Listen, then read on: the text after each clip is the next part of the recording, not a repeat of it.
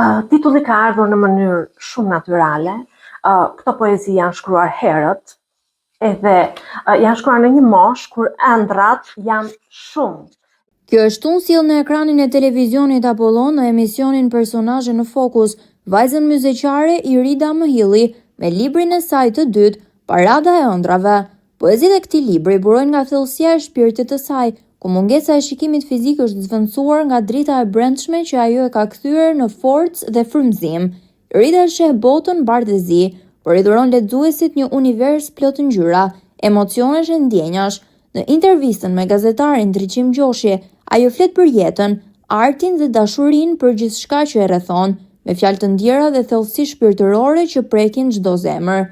Përmes vargjeve të saj, Irida u jep zë atyre që ndoshta jeta u ka mohuar diçka, por jo ëndrat.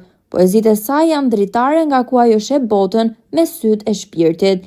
Mos e humbisni këtë bisedë të veçantë të shtunën, ora 21, vetëm në ekranin e televizionit Apollon. Që kanë të njëjtën problematik, jo vetëm hynore, por edhe një problematik që njeriu zgjedh nga shpirti i tij, atë çka drita kërkon ta nxjerrësh në shpirtin tënd dhe ta ndriçosh botën ashtu si mendon Irida.